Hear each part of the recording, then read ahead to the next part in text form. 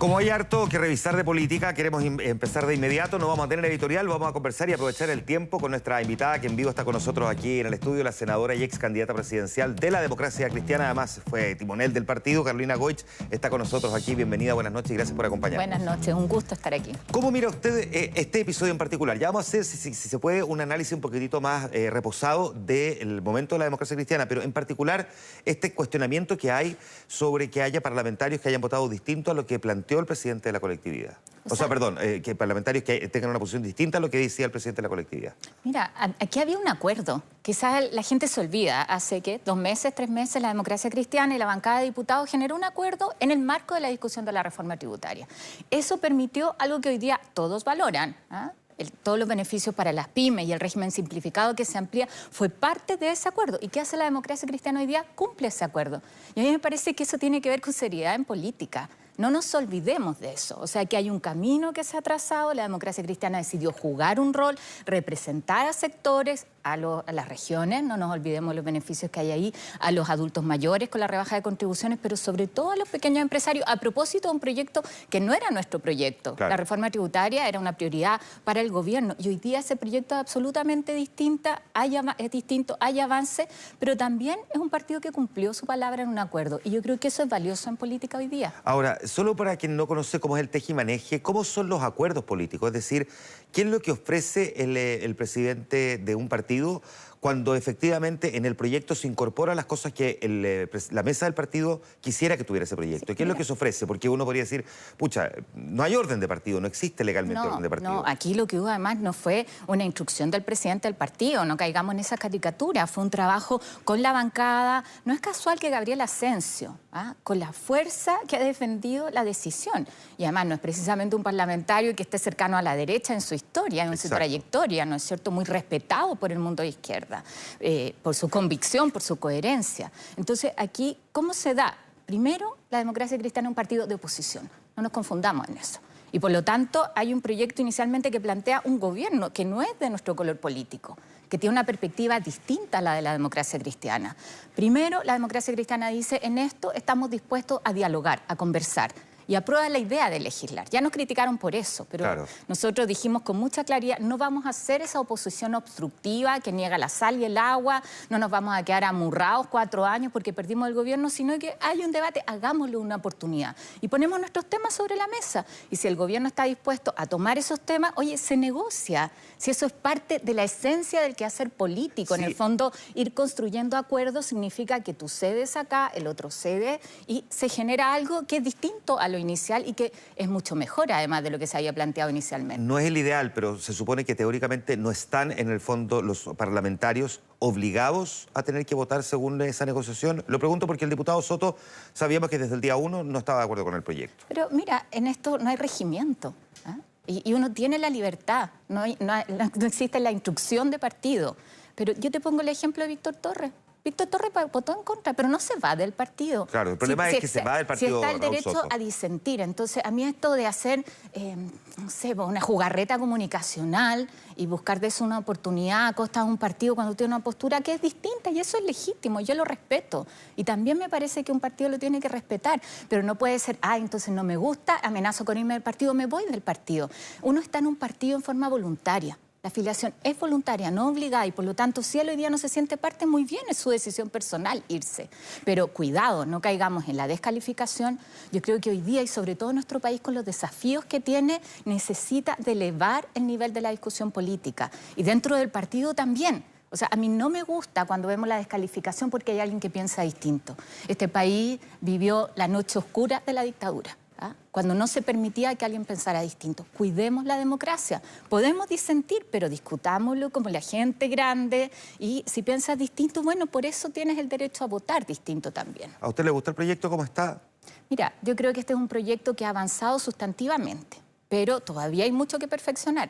Si tú me preguntas a mí personalmente, ahora en el trámite en el Senado, que además el presidente del partido dijo con mucha claridad, fue Chaín, presidente de la Democracia Cristiana, hay un acuerdo que se da en la Cámara y continúa en una segunda etapa en el Senado. Pero a mí lo que me gustaría es que avancemos en otro tipo de impuestos. Impuesto al tabaco, impuesto al alcohol, impuesto a los azúcares, Porque cuando nosotros vemos hoy día los índices de obesidad que tenemos en nuestro país, perdóname, además mi región, no tenemos precisamente ahí el mejor lugar. Claro. Somos los primeros en obesidad, 80% de las personas adultas tienen sobrepeso, 57% de los niños. O sea, ¿sabe lo que significa eso? Y ahí tenemos una medida concreta que le golpea a la industria y nos puede ayudar en esa línea, además de generar financiamiento. O la Ley Nacional del Cáncer, yo te traigo aquí una chapita para que tú te comprometas. Tú sabes que lo que está pendiente de la Ley Nacional del Cáncer es el financiamiento. Ahí hay una promesa cumplida a medias todavía por el presidente de la República. Entonces, aprovechemos aquí la discusión legislativa. Si el presidente no ha querido establecer los recursos necesarios para implementar la Ley del Cáncer, dijimos junto a las agrupaciones, hay una propuesta, aumentemos impuesto al tabaco, al alcohol, a los azúcares, generamos recursos, pero además afectamos, disminuimos factores de riesgo. Ojalá que la gente fume menos con eso. Ya, pero muy probablemente va a ocurrir que la gente no necesariamente fuma un poco menos o fuma menos. La gente no deja de consumir alcohol, se sabe ya cómo es la vinculación entre la economía del impuesto y este tipo de productos. Pero no es lo único, claro, no es lo único. Pero necesitamos otras medidas, por supuesto, también. Y en eso, cuando la Ley Nacional del Cáncer lo que busca justamente es avanzar en medidas de prevención, de detección precoz, de investigación a la par de algo que es fundamental, por supuesto, que es garantizar el tratamiento.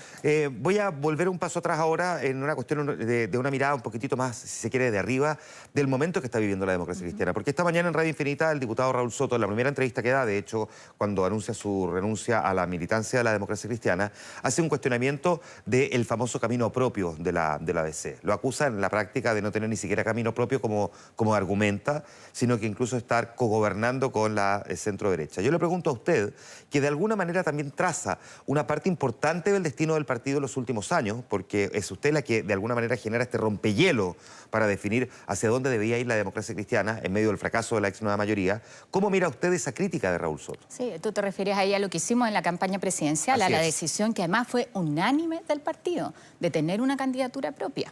O sea, es distinto el camino propio, como algunos, esta caricatura que uno no entiende mucho, a decir, aquí hay un partido que decide incidir sobre la política en nuestro país, que está dispuesto a asumir debates que son necesarios, que está dispuesto a recuperar una mirada de diálogo, de acuerdo, y que además no renuncia a representar a su electorado. Porque eso era lo que estaba pasando, nuestra lógica de izquierdizarnos, de dejar de representar a personas que quieren acuerdo, que quieren una mirada más allá de 4 años, que quieren enfrentar la injusticia, que quieren enfrentar la inequidad con fuerza, pero no en esta lógica de trinchera. Mira, yo estoy convencida, y hoy día más que nunca, que nosotros no vamos a avanzar si unos están acá y los otros están allá. O sea, unos a la derecha, otros a la izquierda. Los debates hoy día son los debates de futuro. Son los debates respecto del cambio climático y su impacto que nos convocan a todos. Ahí las ideologías ya no nos sirven para dar respuesta. O frente a la automatización y cómo eso impacta el empleo, no nos podemos quedar mirando para atrás. Lo que necesitamos es una mirada más hacia adelante, hacia el futuro. Y ahí es donde yo creo que la democracia cristiana ha dado un paso valiente. O sea, aquí liderar significa también correr riesgo. Pero tú planteas un tema y no necesariamente todos están de acuerdo contigo, pero nadie puede dudar o puede en esto negar que la democracia cristiana hoy día está jugando un rol incidente. Juega un rol incidente, pero ¿es un rol que juega al margen de los otros partidos de oposición? No, al contrario. Yo aquí te puedo dar ejemplos a propósito de lo legislativo. Hay cosas donde la democracia cristiana en la Cámara de Diputados ha permitido que se haga el debate y finalmente hemos terminado en la segunda etapa de la discusión legislativa en el Senado en acuerdo, toda la oposición e incluso no solo la oposición, sino que oposición y gobierno. Ejemplo, el estatuto inicial para los trabajadores estudiantes. Que todos decían, y realmente era un mal proyecto, claro. Pero terminamos con un proyecto que permite que muchos jóvenes que hoy día, que hasta antes de esta ley más bien, no tenían la posibilidad de ser contratados, sino que trabajaban en negro, no tenían cotizaciones, eran mucho más vulnerables, hoy no pierdan su beca, no pierdan gratuidad, no pierdan el crédito y puedan trabajar con normas especiales. No se precarizó el empleo de los jóvenes o la contratación de los jóvenes, pero hicimos un proceso donde lo importante es que la democracia cristiana abrió el camino con los costos que tuvieron que pagar, con crítica, para que finalmente termináramos en acuerdo. ¿Cómo irá usted? Y eso yo espero, solo déjame decirte, yo eso espero que se dé en materia tributaria. Estamos hablando además de una modificación que no se puede hacer cada 4 años. Ojalá este paso que ha dado la democracia cristiana permita generar un acuerdo mayoritario en el Senado. Ojalá sea así en materia previsional. Si estamos hablando de las pensiones de los adultos mayores hoy día, ¿cómo respondemos a eso? Claro. Pero también en reformas que van a impactar hasta 40 años más. ¿Cómo mira usted en esta misma discusión a los otros partidos de la oposición también? Porque también han sido críticos respecto de la democracia cristiana. También lo han cuestionado respecto del rol que está jugando hoy día. Mira, yo en eso creo que no hay que generalizar. Yo veo a muchos colegas en el Senado que yo valoro de los distintos partidos, que creo que están en la misma línea, que también tienen una mirada país, que tienen una evaluación crítica, al igual que nosotros del gobierno. O sea, perdón si este es un gobierno que lo ha hecho mal. Lo ha hecho mal. El resultado de las encuestas no son gratuitas, hablan muy claro. Esto de generar sobreexpectativa en el principal compromiso, que es en materia económica, no cumplirlo. O sea, en eso no hay duda. Pero lo que yo critico quizás en otros partidos es el quedarse más bien en las formas. El que a veces es porque, oye, ustedes aparecen más, por quién se lleva los créditos. No, lo que yo creo que la gente nos dijo con mucha fuerza a los partidos de oposición cuando perdimos el gobierno, aquí tienen que hacer las cosas distintas.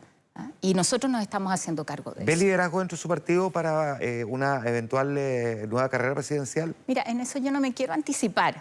Acuérdate que cuando a mí me tocó liderar el partido, una de mis consignas, de mis eslogan fue primero el programa y después el candidato.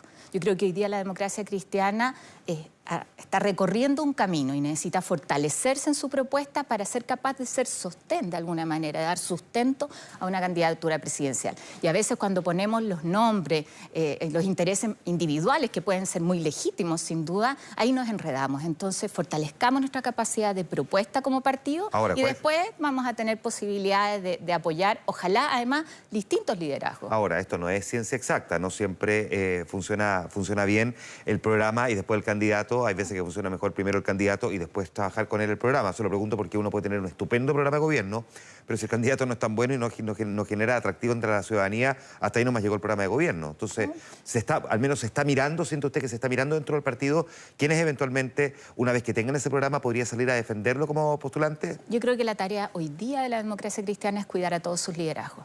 Y en eso me parece que sigue siendo un gran desafío el cómo se cuida el clima interno. Ese liderazgo la incluye a usted, por supuesto. Incluye a mí, te podría dar muchos nombres y también otros. Y además parte no solamente en el mundo parlamentario, en el mundo municipal, nosotros tenemos tremendos liderazgos. Mira, Claudia Pizarro, Carolina Leitao, Claudio Castro, para darte algunos ejemplos, y hay varios otros en regiones. O sea, la democracia cristiana necesita de todos sus liderazgos potenciados. ¿Cómo ve el liderazgo de Fuad Chahín? Porque Fuad Chahín ingresa a la presidencia del partido, no sin algunos cuestionamientos incluso sobre si va a tener las capacidades.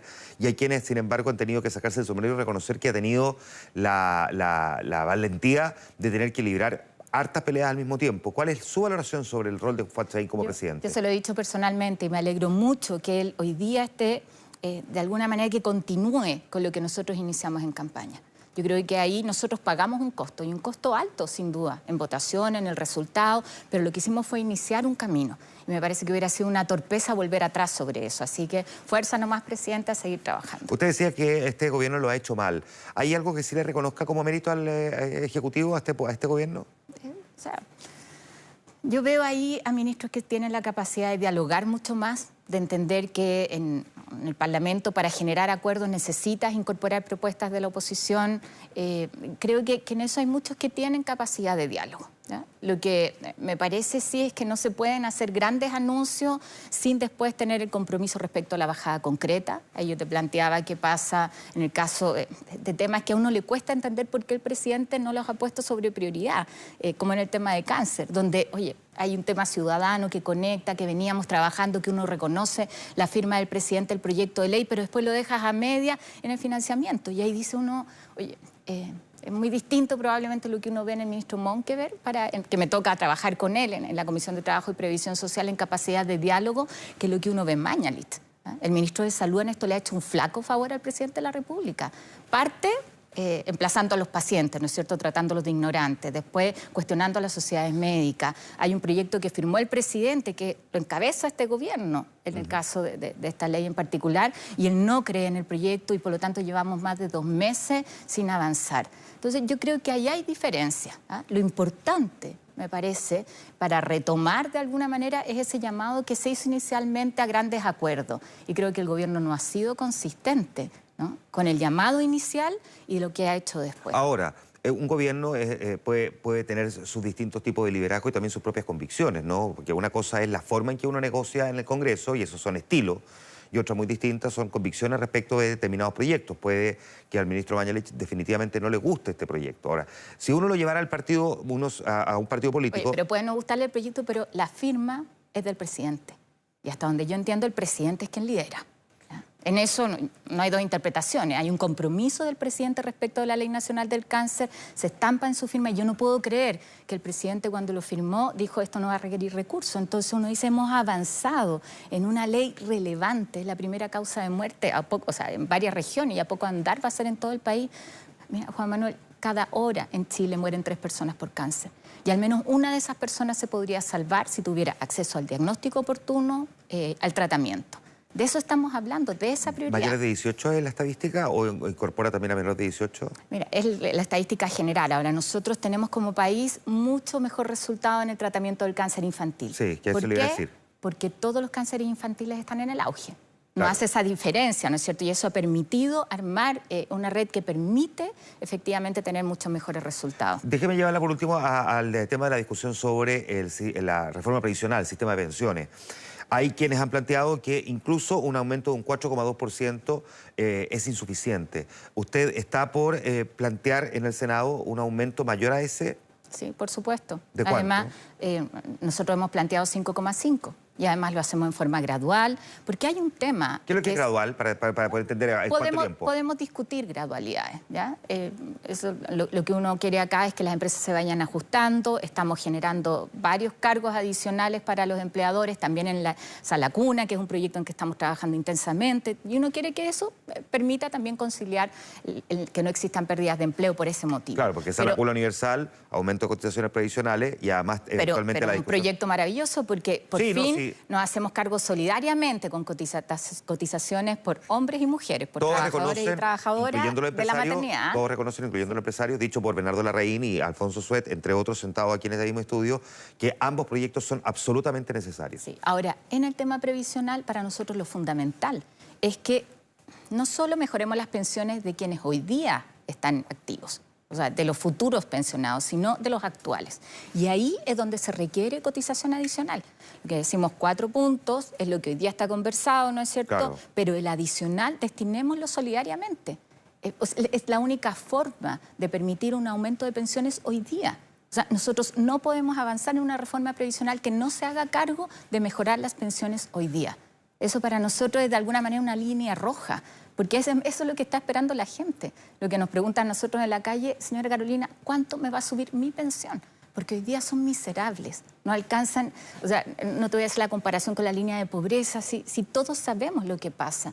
Veíamos el nivel de endeudamiento de adultos mayores, y adultos mayores que no es para viajar, no son vacaciones, es para comprar medicamentos. Claro. Entonces, esa realidad la tenemos que abordar y eso requiere solidaridad. Solidaridad es que parte de esa cotización adicional se destine hoy día para financiar a los actuales pensionados. La senadora de la Democracia Cristiana, Carolina Goich, conversando esta noche con nosotros en Mega Noticias Plus Prime. Muchas gracias, senadora. Y ahí, Gracias a ti. la chapita de la ley del cáncer. Gracias. Gracias, senadora.